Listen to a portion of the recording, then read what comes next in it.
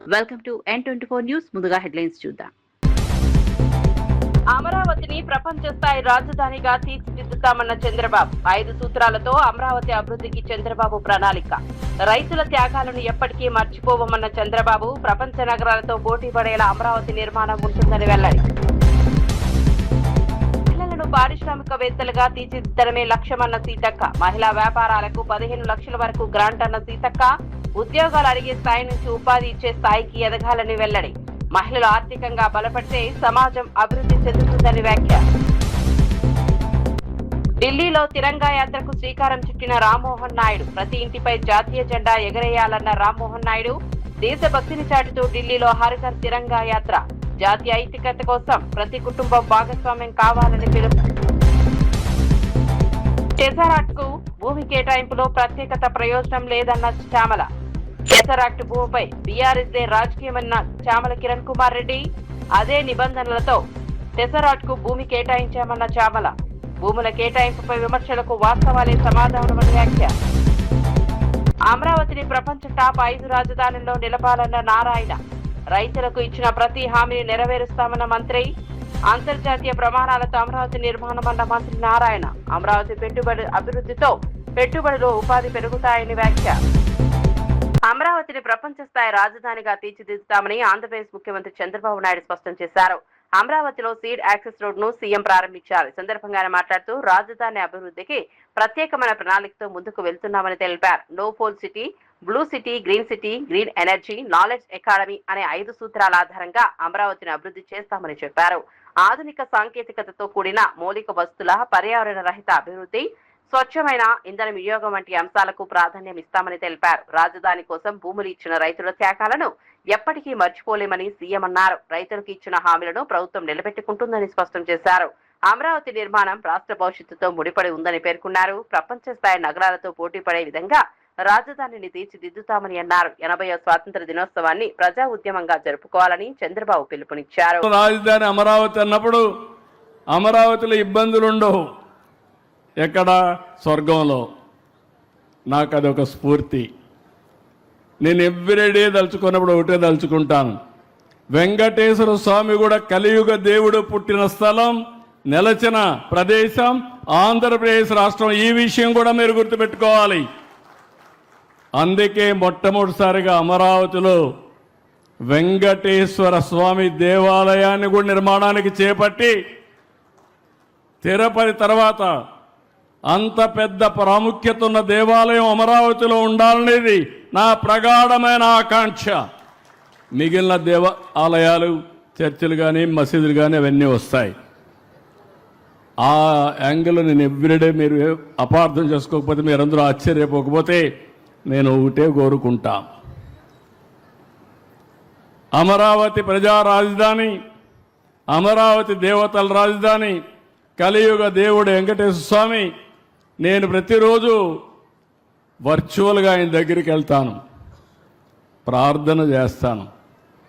ప్రార్థన చేసి ఏం చేస్తానంటే, నాకు శక్తినివ్వండి, మంచి ఆలోచననివ్వండి, అమరావతి రాజధాని ప్రపంచంలో నెంబర్ 1 రాజధానిగా తయారు చేయడానికి ఆశీర్వదించమని కోరుకుని అక్కడి నుంచి ఇంకెదురు తిరగను. నేను వెనక్కి ముందుకు చూడను. ఒక అమరావతి కాదు, రాష్ట్రం మొత్తం అభివృద్ధి కావాలి. అందుకే నేను కోరుకునే ప్రార్థనలో హెల్తీ, వెల్తీ, హ్యాపీ సొసైటీ. ఇది నా ప్రేయర్లో ఎప్పుడూ ఉంటుంది. అంటే అందరికీ ఆరోగ్యం ఉండాలి, అందరూ కూడా డబ్బులు ఉండాలి. డబ్బులు లేకుండా, పేదరికం, తిండి లేకుండా ఉంటే మనం ఎన్ని సిద్ధాంతాలు చెప్పినా సిద్ధాంతాలుగానే మిగిలిపోతాయి. మూడోది ఆనందం ఉండాలి. ఆనందం లేని లైఫ్ వృధా. అందుకే నేనున్నా, మా వాళ్ళు ఆ పక్కన వస్తా ఉంటే ఆ పక్క ఈ పక్క బ్రిడ్జికి గోడలు కట్టారు. తొంగి చూస్తే నీళ్లు పోతా ఉంటే, ఆహ్లాదకరంగా నీళ్లు ఉంటే, పైన కొండల్లో పచ్చదనం. ఈ పచ్చదనం ఎక్కడా ఉండదు, అది కూడా గుర్తుపెట్టుకోవాలి. ప్రత్యేకమైన పచ్చదనం ఉండే ఏకైక ప్రదేశం మన అమరావతిని. అలాంటి పచ్చదనానికి ఎందుకు ఈ మాట వాడుతున్నానంటే, వేరే ప్రాంతాలు ఇంత థిక్ ఇది రాదు. వైఎస్ఆర్సీపీ ప్రభుత్వ హయాంలో గ్రూప్ 1 పరీక్ష మూల్యాంకనంలో తీవ్ర అక్రమాలు జరిగాయని సిట్ నివేదిక ద్వారా బయటపడిందని టీడీపీ నేత ఆరోపించారు. నిబంధనలకు విరుద్ధంగా ప్రైవేట్ రిసార్టుల్లో మూల్యాంకనం నిర్వహిస్తారని విమర్శించారు. ఓఎంఆర్ షీట్లలో వైట్నర్ ఉపయోగించారంటూ ఆరోపణలు ఉన్నాయని తెలిపారు. గ్రూప్ 1 పరీక్షకు సిద్ధమైన నిరుద్యోగ యువత భవిష్యత్తులో ఇలాంటి వ్యవహారాలు ఆటలాడటమేనని అన్నారు. పరీక్షల నిర్వహణలో పారదర్శకత, నిష్పక్షపాత విధానం అత్యంత ముఖ్యమని అన్నారు. సిట్ నివేదికలో పేర్కొన్న అంశాలపై అప్పటి ప్రభుత్వ పెద్దలు సమాధానం చెప్పాలని డిమాండ్ చేశారు. కోర్టులను నిరుద్యోగ యువతను తప్పుదారి పట్టించారని ఆరోపిస్తూ మాజీ ముఖ్యమంత్రి వైఎస్ జగన్మోహన్ రెడ్డి తక్షణమే రాజకీయాల నుంచి తప్పుకోవాలని వ్యాఖ్యానించారు. గ్రూప్ 1 పరీక్షల వ్యవహారంపై పూర్తి వాస్తవాలను ప్రజలకు వెల్లడించాల్సిన అవసరం ఉందన్నారు. పనులు చేశారో, ఎంత ఆశిత పక్షపాతం చేశారో, దీని వెనక ఎంత పెద్ద ముడుపులు చెల్లాయో కూడా తెలుసుకోవాల్సిన అవసరం ఉంది. ప్రజలు కూడా, యువత కూడా ఇలాంటి తప్పుడు చర్యల్ని గమనించుకోవాల్సిన అవసరం కూడా ఉందని నేను తెలియజేసుకుంటూ, ఏపీపీఎస్సీ అధీనంలో ఉండాల్సినటువంటి ఆన్సర్ షీట్స్ ఒక ప్రైవేట్ రిసార్ట్స్కి ఎలా వెళ్ళాయి, 84 రోజులు అక్కడ ఎందుకు ఉన్నాయనేది కూడా ప్రజలందరూ కూడా గమనించుకో. ఈ సీట్ రిపోర్ట్ ద్వారా ఆశ్చర్యపోతున్న విషయాన్ని మేము ఒకసారి గుర్తు చేస్తా ఉన్నాం. మీరు 169 ఓఎంఆర్ మూల్యాంకన షిప్పుల్లో వైట్నర్ లేదా వైట్ కరెక్షన్ ఫ్లూయిడ్ ఉపయోగించినట్టు ఫోరెన్సిక్ పరీక్షలు తెలిసిందంటే మీరు ఎంత దిగజారిపోయారో. ఆ రోజు ఓబులాపురం మైనింగ్లో ఉన్నటువంటి దానిలో ఎక్కడ బోర్డర్స్ దాటి అక్రమ మైనింగ్ చేశారో, ఆ రోజు ఒక విధంగా చేస్తే ఈరోజు యువత యొక్క భవిష్యత్తులో ఇంకో విధంగా చేసిన విషయాన్ని మీరు ఒకసారి గుర్తుకోవాలి. ఎంపికైన 165 అభ్యర్థులు, ఎంపిక కాని 128 అభ్యర్థులు, 400 మంది రిట్ పిటిషన్లు, మొత్తం 736 మంది యొక్క అభ్యర్థుల యొక్క సిఎఫ్ఎస్ఎల్ రిపోర్టు సేకరిస్తే దానిలో 736 మంది అంటే 97.55% మందికి ఓఎంఆర్ షీట్లో దిద్దుబాట్లు చేశారంటే మీరు ఏపీపీఎస్సీలో చేసిన అక్రమాల పరాకాష్ట ఎంత దారుణంగా ఉందో ఒక్కసారి గుర్తు చేసుకోవాలి. అంటే సిట్ రిపోర్ట్ వస్తుందని మీకు ముందే గమనించుకొని డిఎస్సీలో అక్రమాలంటే ఒక డ్రామా మొదలు పెట్టారా? మీ తప్పులు కప్పిపుచ్చుకోవాలని చూస్తున్నారా? ట్రాన్స్పరెంట్గా జరిగిన డిఎస్సీలో మీరు ఏదో జరిగిందని చేస్తున్నారు. దీనికి మీరు ఏం చేయాలి ఒక్కసారి చేయండి. మీ పాప ప్రక్షాళన ఏం చేస్తారో చూడండి. తెలంగాణలో సమృద్ధిగా వర్షాలు కురవాలని ప్రభుత్వం నిర్వహించిన వరుణ యాగాన్ని బీఆర్ఎస్ నేతలు డ్రామాగా విమర్శించడం సిగ్గుచేటని ప్రభుత్వ విప్ ఆది శ్రీనివాస్ మండిపడ్డారు. రాష్ట్రంలో వర్షాలు సమృద్ధిగా కురిసి రైతాంగం సుభిక్షంగా ఉండాలనే ఉద్దేశంతో ప్రభుత్వం ఆధ్యాత్మిక కార్యక్రమాన్ని నిర్వహించిందని తెలిపారు. గతంలో మాజీ ముఖ్యమంత్రి కేసీఆర్ అనేక యాగాలు నిర్వహించినప్పుడు కాంగ్రెస్ పార్టీ ఎప్పుడు విమర్శలు చేయలేదని గుర్తు చేశారు. ఇప్పుడు వర్షాల కోసం నిర్వహించిన వరుణ యాగాన్ని రాజకీయ విమర్శలకు ఉపయోగించడం సరికాదని అన్నారు. హరీష్ రావు, జగదీష్ రెడ్డి వంటి బీఆర్ఎస్ నేతలు కరువు పరిస్థితులను కూడా రాజకీయంగా అంశంగా మార్చారని చూస్తున్నారని ఆరోపించారు. రైతుల సంక్షేమం రేవంత్ రెడ్డి ప్రభుత్వానికి తొలి ప్రాధాన్యమని స్పష్టం చేశారు. కరుణించాలని చెప్పినటువంటి కార్యక్రమం తీసుకుంటే వర్ణయాగానికి సంబంధించినటువంటి కార్యక్రమాన్ని కూడా రాజకీయం చేయాలని చూస్తున్నటువంటి వీళ్ళని ఏమనాలి అసలు చెప్పనే మాట సందర్భంగా మనం ప్రకృతిని కూడా బలంగా ఈ ప్రభుత్వం నమ్మేటువంటి సందర్భం, ప్రకృతిని కూడా ఆరాధించాలని మన పురాణాల్లో నుంచి కూడా చూస్తున్నటువంటి సందర్భంలో అనేక కథనాలలో కూడా వర్ణుడు కరుణించాలని చెప్పి అనేక కార్యక్రమాలు చేసినటువంటిది కూడా మనం పురాణాల్లో చూసుకున్నటువంటి సందర్భం. తెలంగాణలో ముఖ్యమంత్రి ఎందుకంటే రాజులు చేసేవారు ఏమైనా ఇబ్బంది అయినప్పుడు. ఈరోజు ఎల్నినో ప్రభావం ఉంది, వర్షాలు ఈ ప్రాంతంలో ఎక్కువగా రాకపోవచ్చని చెప్పి శాస్త్రజ్ఞులు చెప్పినటువంటి సందర్భం. ఈ ప్రభుత్వం వచ్చినాక 2 సంవత్సరాలు సమృద్ధిగా వర్షాలు కురిసినాయి, పాడి పంటలు బ్రహ్మాండంగా పండినాయి, రైతు వర్గం ఆనందమైతుంది. రైతు వర్గానికి ప్రభుత్వం ద్వారా చేసిన కార్యక్రమాలు కూడా చేతిచ్చే కార్యక్రమం కూడా చేసినాం. ఈసారి ఎల్నినో ప్రభావం ఉంది, వర్షాలు ఎక్కువగా రాకపోవచ్చు అని చెప్పినటువంటి శాస్త్రజ్ఞులు చెప్పినటువంటి దాన్ని కూడా గమనంలోకి తీసుకొని ఆరుతడి పంటలు వేసేటువంటి ప్రయత్నం చేయడం కానీ ఎలాంటి ఇబ్బందులు తలెత్తకుండా చూడాలని చెప్పని రైతు వర్గాన్ని చైతన్యం చేసే ప్రయత్నం చేసినాం. అదే సమయంలో ప్రకృతిని ఆరాధించేటువంటి ప్రకృతిని గట్టిగా మనం విశ్వసించే క్రమంలో చేసేటువంటి వర్ణయాగాన్ని కూడా ఈరోజు ఏదైతే యాగం డ్రామాగా మాట్లాడుతున్నట్టు జగదీశ్వర రెడ్డి గారిని ఒకటి సూటిగా అడగదలుచుకున్నాం. గతంలో కేసీఆర్ గారు ఆయుషిత చండీ యాగము, సహస్ర చండీ యాగము, రాజశ్యామల యాగము, నవగ్రహ చండీ యాగం కేసీఆర్ దంపతులు కూడా చేశారు. ఈ 2015లో కేసీఆర్ చేసినటువంటి ఈ చండీ యాగానికి అప్పుడు ముఖ్యమంత్రి చంద్రబాబు నాయుడు వచ్చారు. మేము కూడా అనేక సార్లు నేను కూడా భక్తి భావాన్ని, ఆధ్యాత్మిక వాతావరణాన్ని ఎక్కువగా నమ్మేటువంటి పరిస్థితులలో వేముల రాజన్న ఆలయానికి చైర్మన్ గా పనిచేసినటువంటి అనుభవంతో అనేక సందర్భాలు ఇలాంటి కార్యక్రమాలు పాల్పంచు. తెలంగాణలో బీజేపీ అధికారంలోకి వస్తుందనడం పకటి కలలు కలడమేనని కాంగ్రెస్ ఎమ్మెల్సీ ప్రభుత్వ బల్మూరి వెంకటేశ్వర చేశారు. కేంద్రంలో బీజేపీ ప్రభుత్వం అధికారంలోకి వచ్చి చాలా సంవత్సరాలు గడిచినా యువతకు ఇచ్చిన హామీలు నెరవేరలేదని విమర్శించారు. ప్రతి సంవత్సరం 2 కోట్ల ఉద్యోగాలు ఇస్తామని చెప్పిన హామీ ఏమైందని ప్రశ్నించారు. తెలంగాణకు సంబంధించిన విభజన హామీలను కేంద్ర ప్రభుత్వం ఇప్పటికే పూర్తిగా అమలు చేయలేదని ఆరోపించారు. బీఆర్ఎస్ తో బీజేపీ లోపాయికార ఒప్పందాలు చేసుకుంటోందని విమర్శించారు. రాష్ట్ర ప్రయోజనాల విషయంలో కేంద్రం అనుసరిస్తున్న విధానాలను ప్రజలు గమనిస్తున్నారని అన్నారు. తెలంగాణలో కాంగ్రెస్ ప్రభుత్వం ప్రజలకు ఇచ్చిన హామీల అమలుకు కృషి చేస్తోందని తెలిపారు. రానున్న రోజుల్లో బీజేపీకి ప్రజలు తగిన సమాధానం చెబుతారని హెచ్చరించారు. కొన్ని అంశాలను ప్రస్తావించడం జరిగింది.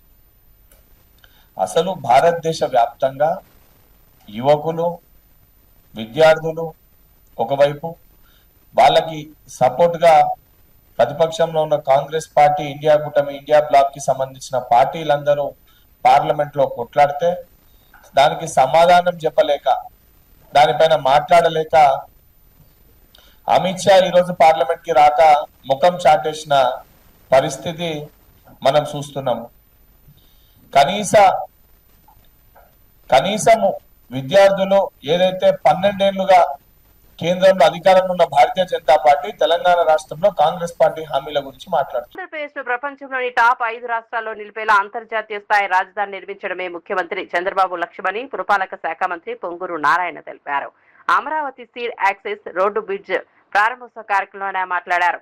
గత ప్రభుత్వ హయాంలో టెండర్ల ప్రక్రియ ఆలస్యం కావడంతో రాజధాని పనులకు ఆటంకాలు ఏర్పడ్డాయని అన్నారు. ప్రస్తుతం ఐఐటి నిపుణుల కమిటీ నివేదికల ఆధారంగా పనులను వేగవంతం చేస్తున్నామని తెలిపారు.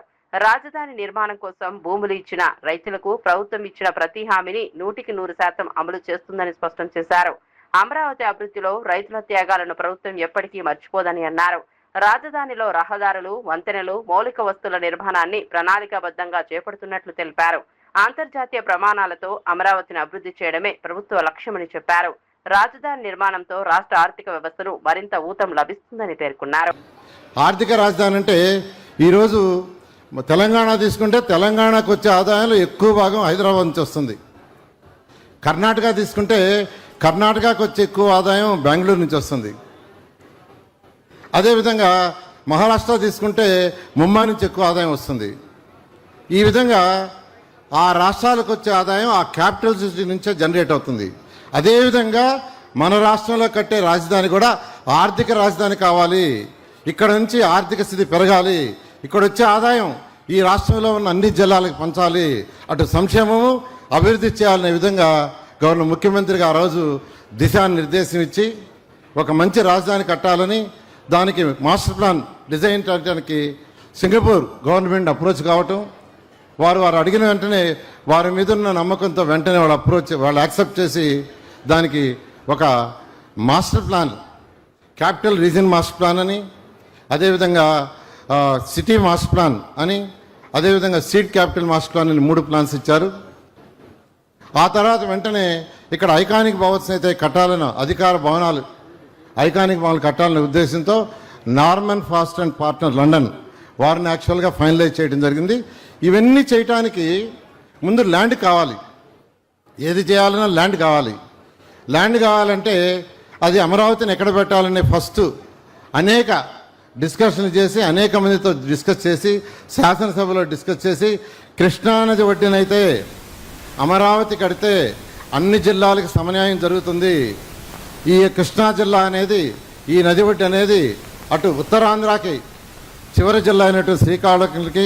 నరేంద్ర మోదీ పిలుపు మేరకు ఆగస్టు 10 నుంచి 15 వరకు హర్ ఘర్ తిరంగా కార్యక్రమాన్ని నిర్వహిస్తున్నామని బీజేపీ మహిళా మోర్చా రాష్ట్ర అధ్యక్షురాలు డాక్టర్ మేకల శిల్పారెడ్డి తెలిపారు. ఈ కార్యక్రమంలో భాగంగా ఆగస్టు 14న హైదరాబాద్ లో భారీ తిరంగా ర్యాలీ నిర్వహించనున్నట్లు వెల్లడించారు. మధ్యాహ్నం 2 గంటలకు తెలుగు తల్లి ఫ్లైఓవర్ వద్ద ఉన్న డాక్టర్ బిఆర్ అంబేద్కర్ విగ్రహం నుంచి స్వామి వివేకానంద విగ్రహం వరకు ర్యాలీ కొనసాగుతుందని తెలిపారు. ఈ కార్యక్రమానికి కేంద్ర మంత్రులు జి కిషన్ రెడ్డి, బండి సంజయ్, బీజేపీ రాష్ట్ర అధ్యక్షుడు ఎన్ రామచంద్రరావుతో పాటు పలువురు ప్రజాప్రతినిధులు హాజరవుతారని చెప్పారు. ప్రజలు పెద్ద సంఖ్యలో పాల్గొని ర్యాలీని విజయవంతం చేయాలని శిల్పారెడ్డి విజ్ఞప్తి చేశారు. భాగం కావాలని, మన సమైక్యతకు చిహ్నం కావాలని వారిని పిలుపునిచ్చారు. ఈ సంవత్సరం 2026లో హర్ ఘర్ తిరంగా, ఘర్ ఘర్ తిరంగా, హర్ మన్ తిరంగా అనే ఒక నినాదంతో ముందుకెళ్తూ ప్రతి ఇంటి పైన జాతీయ జెండా వారి వారి పిల్లలతోని కుటుంబ సభ్యులతోని ప్రతి ఒక్కరు కూడా వారి ఇంటిపైన జెండా ఎగిరేసి దేశభక్తికి పిలుపునిస్తున్నారు. హర్ ఘర్ తిరంగాతో పాటు తిరంగా యాత్రని కూడా మనం ఎందుకు చేసుకుంటున్నామంటే మనకు స్వాతంత్రము ఎంతోమంది బలిదానంతోనే రావడం జరిగింది. సో వారిని గుర్తు చేసుకుంటూ ఈ జెండా స్వేచ్ఛగా ఎగురుతుందంటే వారి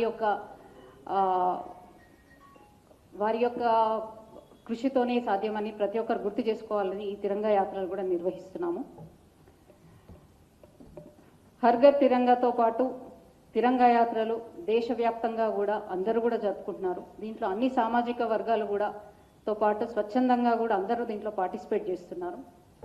కులాలు ప్రాంతాలు అన్నీ వేరైనప్పటికీ మనందరినీ కలిపే ఒకే ఒక దారం మన తిరంగా.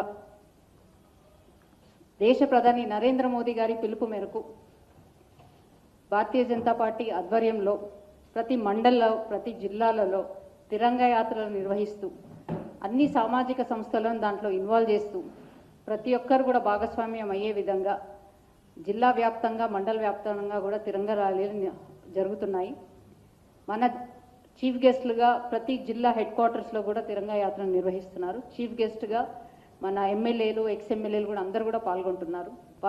వారితో పాటు ఏదైతే మన స్వాతంత్రానికి అమరులైన వారందరి కుటుంబ సభ్యులను కలవడం, వారికి మేము ఉన్నాము అన్న భరోసా కూడా మా భారతీయ జనతా పార్టీ కార్యకర్తలు ఇస్తున్నారు. దాంతోపాటు రేపు 14వ తారీఖున ట్యాంక్ బండ్ పైన నిర్వహిస్తున్న తిరంగా ర్యాలీలో కంటే ముందు మన Bharatiya Janata party endowment cell ఆధ్వర్యంలో అమ్మవారి శ్రీ కనకదుర్గ అమ్మవారికి పూజలు జరిపి అందరూ కూడా నాయకులందరూ కూడా దీంట్లో రామచంద్రరావు గారితో పాటు మన కేంద్ర మంత్రులు కూడా పాల్గొని ఆ పూజలు ప్రత్యేక పూజలు నిర్వహించి వారందరూ కూడా ర్యాలీగా ట్యాంక్ బండ్ వద్దకు వస్తున్నారు. రేపు 14వ తారీఖు మధ్యాహ్నం 2 గంటలకి తెలుగు తల్లి ఫ్లైఓవర్ దగ్గర ఉన్న అంబేద్కర్ విగ్రహం నుంచి టీడీపీ ఎమ్మెల్యే బోండా ఉమా తనపై తన భార్యపై చేస్తున్న ఆరోపణలకు ఆధారాలు చూపించాలని వైసీపీ నేత పేర్నినాని సవాల్ విసిరారు. తనపై 50 కోట్లకు సంబంధించిన ఆరోపణలు చేస్తున్నారని ఆయన మండిపడ్డారు. తాను తన భార్య ఎవరి ఇంటికి వెళ్లారో చెబుతున్న వ్యక్తులు అందుకు సంబంధించిన సీసీటీవీ ఫుటేజీ, ఫోటోలు, వీడియోలను బయటపెట్టాలని డిమాండ్ చేశారు. ఆరోపణలకు ఆధారాలు ఉంటే వాటిని ప్రజలు ముందుంచాలని కోరారు. తాను తన భార్య 50 కోట్లు ఇచ్చినట్లు రుజువైతే తమపై కేసులు పెట్టి జైలుకు పంపాలని పేర్నినాని వ్యాఖ్యానించారు. అదేవిధంగా చంద్రబాబు తన వద్ద 50 కోట్లు తీసుకున్నట్లు ఆధారాలు ఉంటే ఆయనపైన చర్యలు తీసుకోవాలని సవాల్ విసిరారు. రాజకీయ విమర్శలు, వ్యక్తిగత ఆరోపణల స్థాయికి దిగజారడం సరికాదని అన్నారు. సభ్యత సంస్కారహీనం. ఆయన మాటలకి, ఆయన పిచ్చి ప్రేలాపనకి నేను ఆయన వారిని ఒకటే అడుగుతున్నా. పేర్నినాని అనేవాడు గోడౌన్లు కట్టి అద్దెకిచ్చి అద్దె ద్వారా జీవిద్దామని మాత్రమే గోడౌన్లు కట్టుకున్నాను. 2 గోడౌన్లు. ఇప్పటికి 1,00,000 సార్లు చెప్పాను. ఈ అధమ శ్రేష్ఠుడికి కూడా చెప్తున్నాను. శ్రేష్ఠుడికి కూడా చెప్తున్నాను.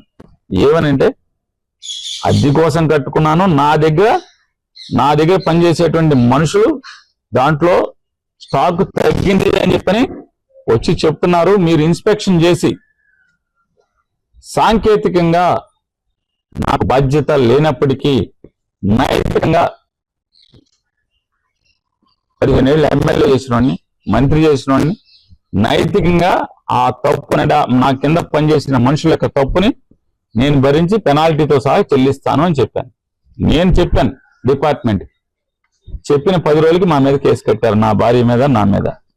కనీసం ఇంట్లో ఆడవాళ్ళని కూడా మర్యాదగా పలకలేనటువంటి సంస్కారహీనమైనటువంటి అధమ శ్రేష్ఠుడు. సాటి వారి ఇంట్లో ఆడవాళ్ళను కూడా, ఆడపడుచులను కూడా సంస్కారవంతంగా ఉచ్చరించలేనటువంటి అధమ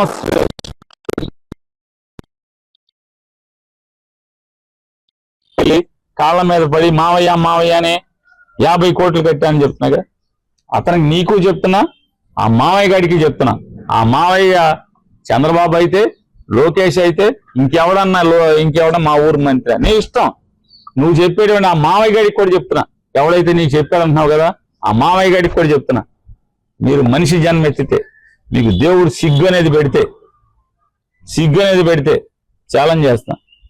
నేను నా శ్రీమతి కలిసి మీ ఇళ్ళకి వచ్చి ఎవడా మామయ్య గారి ఇంటికి వచ్చి ఒక్క ఫోటో మేము మహిళలను ఆర్థికంగా బలోపేతం చేసి స్వయం సహాయక సంఘాల సభ్యులను విజయవంతమైన పారిశ్రామికవేత్తలుగా తీర్చిదిద్దడమే ప్రభుత్వ లక్ష్యమని మంత్రి ధనసరి అనూసూయ సీతక్క తెలిపారు. ములుగు జిల్లా కలెక్టరేట్ లో నిర్వహించిన జిల్లా స్థాయి ఇంక్యుబేటర్ కార్యక్రమంలో ముఖ్య అతిథిగా పాల్గొన్నారు. మహిళలు ఉద్యోగాలు అడిగే స్థాయి నుంచి ఇతరులకు ఉపాధి కల్పించే స్థాయికి ఎదగాలని పిలుపునిచ్చారు. గ్రామీణ ప్రాంతాల్లో మహిళలు నిర్వహిస్తున్న వ్యాపారాలను గుర్తించి వాటిని మరింత అభివృద్ధికి చంద్రకళ గారికి మరియు బిట్స్ పిల్లారి నుంచి వచ్చిన నవీన్ కృష్ణన్ గారికి, మరి మన జిల్లా డిఆర్డిఓ గారికి, జిల్లా సమైక్య అధ్యక్షురాలు గారికి, అడిషనల్ డిఆర్డిఓ గారికి, వేదిక మీద ఉన్న జిల్లా సమైక్య, ఇక్కడికి వచ్చిన ఏపీఎంస్, ఇతర సెల్ఫ్ అధికారులు, మండల సమైక్య అధ్యక్షురాలు, మరియు సిఏలు అందరికీ, మన సెల్ఫ్ స్టాఫ్ అందరికీ పేరు పేరున నమస్కారాలు, ధన్యవాదాలు తెలియజేస్తా ఉన్నాం. మీకు అందరు తెలుసు, ముఖ్యమంత్రి రేవంత్ రెడ్డి గారి యొక్క కళ మహిళలను కోటీశ్వరరాలు చేయాలి అనేది ఒక సంకల్పం పెట్టుకున్నాడు. అయితే ఈ రోజుల్లో ఎట్లయిందంటే రాజకీయం సంకల్పం కలగనడం కూడా తప్పైపోయింది.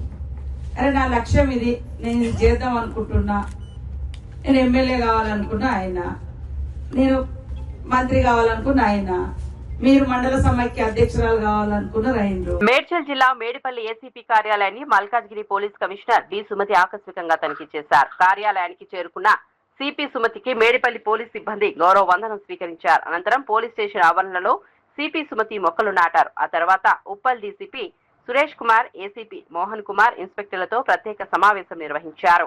పోలీస్ స్టేషన్లలో నమోదైన కేసులు, పెండింగ్ లో ఉన్న దర్యాప్తులు, సిబ్బంది వివరాలు, స్టేషన్లో నెలకొన్న సమస్యలపై అధికారులు సిపికి వివరాలు అందించారు. కేసుల దర్యాప్తును వేగవంతం చేసి పెండింగ్ కేసులను త్వరగా పరిష్కరించాలని సిపి సుమతి సూచించారు. నేరాల నియంత్రణతో పాటు శాంతి భద్రతల పరిరక్షణపై ప్రత్యేక దృష్టి పెట్టాలని, సాధించాలని పోలీస్ సిబ్బందికి ఆదేశాలు జారీ చేశారు.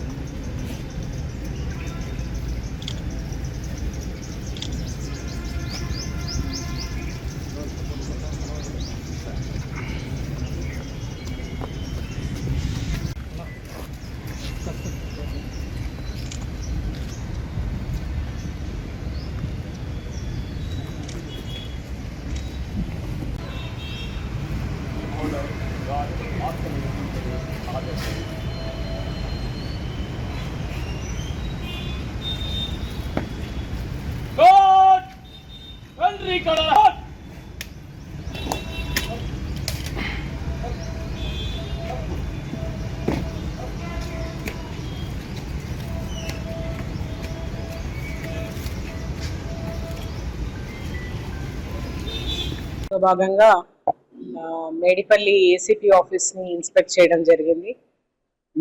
Medipalli ACP office strategic importance వల్ల మేడిపల్లి పోలీస్ స్టేషన్ లోనే ఉండడం అనివార్యమని ఇక్కడ మొదలు పెట్టడం జరిగింది. దీన్ని కొంచెం రీమోడలింగ్ చేసి ఏసీపీకి ఎక్స్క్లూజివ్ గా త్వరలో తయారు చేయడం జరుగుతుంది. మనకు మల్కాజ్గిరి పోలీస్ కమిషనరేట్ లోనే ACP Medipally is one of the very crucial postings. వీళ్ళ పనితీరు, వీళ్ళ మానిటరింగ్, తర్వాత వీళ్ళ కేసెస్ ఇన్వెస్టిగేషను, తర్వాత మ్యాన్ పవర్ ఆడిట్, ఇదే కాకుండా ప్రతి పోలీస్ స్టేషన్ లో ఏమి సమస్యలు ఉన్నాయి ఇవన్నీ కూడా తెలుసుకోవడం జరిగింది. త్వరలోనే ఇది మనకు మల్కాజ్గిరి కమిషనరేట్ కి కూడా హెడ్ క్వార్టర్ పోలీస్ స్టేషన్ కాబోతుంది. అతి త్వరలో మన కమిషనరేట్ బిల్డింగ్ కూడా ఆల్మోస్ట్ రెడీ అవుతుంది. ఇంటర్నల్ గా ఫర్నిచర్ అవి అరేంజ్మెంట్స్ ఉన్నాయి. మోస్ట్లీ దసరా లోపల మనం షిఫ్ట్ కావచ్చు, ఆర్ దసరాకు షిఫ్ట్ కావచ్చు. సో అందరం ఇక్కడికి వచ్చిన తర్వాత ఈ ఇంపార్టెన్స్ తర్వాత మీరందరూ కూడా మాకు సహకరించాలని కోరుకుంటున్నాను. పెద్దపల్లి జిల్లా కేంద్రంలో నిర్వహించిన భారీ తిరంగా ర్యాలీలో తెలంగాణ బీజేపీ రాష్ట్ర అధ్యక్షుడు ఎన్ రామచంద్రరావు పాల్గొన్నారు. హరిఘర్ తిరంగా కార్యక్రమంలో భాగంగా నిర్వహించిన ఈ ర్యాలీకి బీజేపీ నాయకులు, కార్యకర్తలు, యువత పెద్ద సంఖ్యలో హాజరయ్యారు. జాతీయ జెండాలను చేతపూడి దేశభక్తి నినాదాలతో ర్యాలీ నిర్వహించారు. ఈ సందర్భంగా రామచంద్రరావు మాట్లాడుతూ దేశ అభివృద్ధి, భద్రతను ప్రధాన లక్ష్యంగా కేంద్రంలోని నరేంద్ర మోదీ ప్రభుత్వం పనిచేస్తోందని తెలిపారు. ప్రధాని మోదీ నాయకత్వంలో భారత్ ప్రపంచంలోనే తిరుగులేని ఆర్థిక శక్తిగా ఎదుగుతోందని అన్నారు. దేశం వేగంగా అభివృద్ధి చెందుతున్న సమయంలో యువత కీలక పాత్ర పోషించాలని పిలుపునిచ్చారు. వికసిత్ భారత్ లక్ష్య సాధనలో యువత భాగస్వామ్యం అవసరమని చెప్పారు.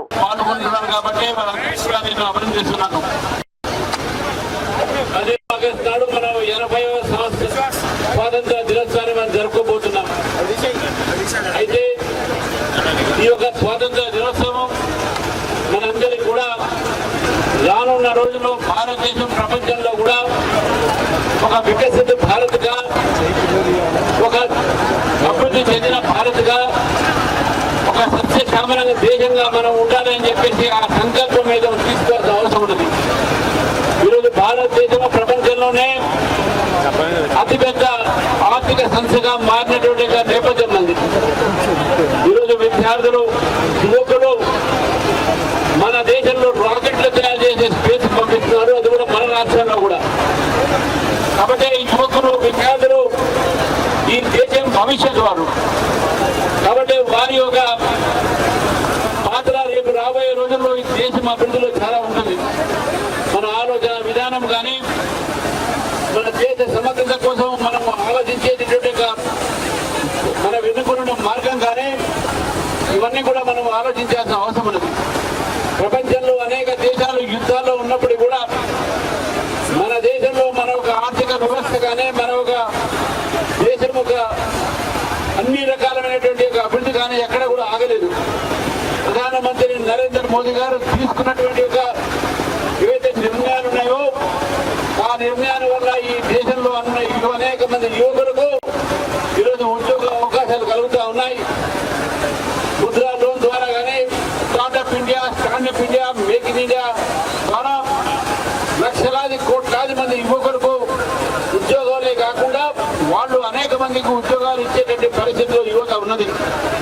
అంతేకాకుండా భారతదేశంలో గతంలో కేవలం 6 ఐఐటీలు ఉంటే ఈరోజు టెసరాక్ట్ సంస్థకు భూమి కేటాయింపు అంశంపై బీఆర్ఎస్ రాజకీయాలు చేస్తోందని భువనగిరి ఎంపీ చామల కిరణ్ కుమార్ రెడ్డి ఆరోపించారు. ఢిల్లీలో ఎంపీలతో మాట్లాడిన ఆయన ఈ అంశంపై వివరణ ఇచ్చారు. ఎలక్ట్రానిక్ మ్యానుఫ్యాక్చరింగ్ క్లస్టర్ లో గత బీఆర్ఎస్ ప్రభుత్వం మొత్తం 54 కంపెనీలకు భూములు కేటాయించిందని తెలిపారు. టెసరాక్ట్ సంస్థ కూడా 2024లో 5 ఎకరాల భూమి కోసం దరఖాస్తు చేసుకుందని చెప్పారు. ఇతర కంపెనీలకు కేటాయించిన అదే నిబంధనల ప్రకారం ఎకరాకు 1.50 కోట్ల చొప్పున టెసరాక్ట్ కూడా భూమి కేటాయించినట్లు స్పష్టం చేశారు. కాబట్టి ఈ కేటాయింపులో ప్రత్యేక ప్రయోజనం కల్పించారన్న ఆరోపణలకు ఆధారం లేదని పేర్కొన్నారు. ఎలక్ట్రానిక్ తయారీ రంగాన్ని ప్రోత్సహించేందుకు ప్రభుత్వం క్లస్టర్లను అభివృద్ధి చేస్తోందని తెలిపారు. పెట్టుబడులు, పరిశ్రమలు రావడం ద్వారా రాష్ట్రంలో ఉపాధి అవకాశాలు పెరుగుతాయని అన్నారు. 24 కంపెనీలకు భూ కేటాయింపులు జరిగినాయి బీఆర్ఎస్ హయాంలో. తర్వాత 2023లో కాంగ్రెస్ పార్టీ అధికారంలోకి వచ్చింది. సేమ్ ఇదే ప్రాసెస్ లో, ఎందుకంటే CCESDM ఏదైతే కన్సల్టేటివ్ కమిటీ ద్వారానే 8 అలాట్మెంట్లు జరిగినాయి కాంగ్రెస్ పార్టీ హయాంలో. అంటే ఈ గత 2.5 సంవత్సరాల్లో 1,50,00,000 రూపాయలకు అలాట్మెంట్ జరిగినాయి. ఈ కంపెనీలకు 100 acres నియర్లీ 100 ఎకరాల కేటాయింపు జరిగింది. 8 కంపెనీలకు సంబంధించి రేట్ వచ్చి 1,50,00,000 రూపాయలు. ఇప్పుడు బీఆర్ఎస్ హయాంలో 30 లక్షల నుంచి 89 లక్షల కేటాయిస్తే 67% ఎక్కువ శాతంలో కాంగ్రెస్ పార్టీ కాంగ్రెస్ హయాంలో ఈ అలాట్మెంట్లు చేయడం జరిగింది. ఇక వార్త వివరాల్లోకి వెళ్తే ఢిల్లీలో కేంద్ర పౌర విమానయాన శాఖ మంత్రి రామ్మోహన్ నాయుడు హర్ ఘర్ తిరంగా కార్యక్రమంలో భాగంగా తిరంగా యాత్రను ప్రారంభించారు. దేశవ్యాప్తంగా స్వాతంత్ర దినోత్సవ వేడుకల నేపథ్యంలో నిర్వహిస్తున్న ఈ కార్యక్రమంలో భాగంగా జాతీయ జెండాను ప్రతి ఇంటిపై ఎగరవేయాలని కేంద్ర ప్రభుత్వం పిలుపునిస్తోంది. ఈ సందర్భంగా మంత్రి రామ్మోహన్ నాయుడు స్వయంగా తిరంగా యాత్రకు శ్రీకారం చుట్టారు.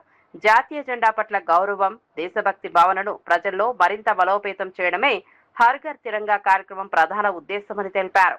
స్వాతంత్ర దినోత్సవ వేడుకలను ప్రతి ఒక్కరూ ఉత్సాహంగా జరుపుకోవాలని పిలుపునిచ్చారు. దేశ సమైక్యత, అఖండతను చాటేలా ప్రతి కుటుంబం ఈ కార్యక్రమంలో భాగస్వామ్యం కావాలని కోరారు.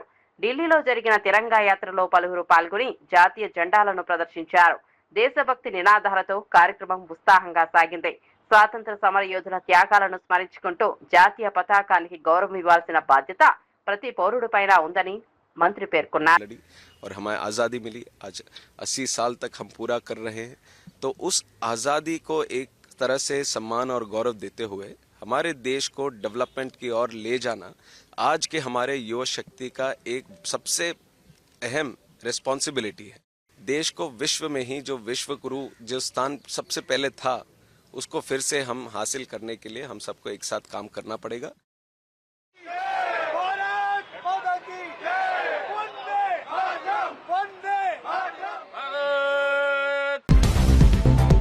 అమరావతిని ప్రపంచ స్థాయి రాజధానిగా తీర్చిదిద్దుతామన్న చంద్రబాబు 5 సూత్రాలతో అమరావతి అభివృద్ధికి చంద్రబాబు ప్రణాళిక.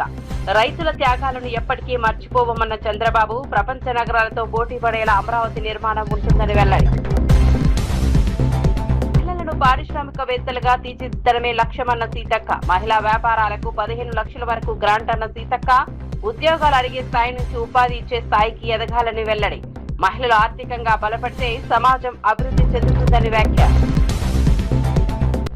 ఢిల్లీలో తిరంగా యాత్రకు శ్రీకారం చుట్టిన రామ్మోహన్ నాయుడు. ప్రతి ఇంటిపై జాతీయ జెండా ఎగరేయాలన్న రామ్మోహన్ నాయుడు దేశభక్తిని చాటుతూ ఢిల్లీలో హర్ ఘర్ తిరంగా యాత్ర.